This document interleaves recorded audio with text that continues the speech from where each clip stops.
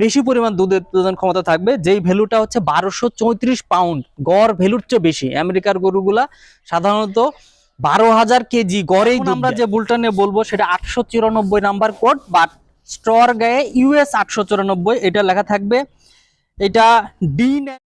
হ্যাঁ, স্যারের কাছ থেকে আমরা যে ষাঁড় গরুটি সম্পর্কে জানলাম। এখন এর মাঠ পর্যায়ের 4টি বাচ্চা দেখতে পারবো। নাম্বার 1-এ আপনারা যে বাচ্চাটি দেখতে পাচ্ছেন, খুবই ভালো মানের এই ষাঁড় গরুটির একটি বাচ্চা এসেছে। বাচ্চাটি কিন্তু খুবই আকর্ষণীয় মানের, দেহের আকার আকৃতি গ্রোথ কিন্তু খুবই ভালো এসেছে। বাচ্চাটি যে কারো খুবই পছন্দ হবে। নাম্বার 2-এ এই 894 নম্বর ষাঁড় গরুর আরও একটি মাঠ পর্যায়ের বাচ্চা দেখতে পাচ্ছেন। বাচ্চাটি কিন্তু দেহের আকার আকৃতি খুবই ভালো। বাচ্চাটির বয়স কিন্তু মাত্র 10 দিন।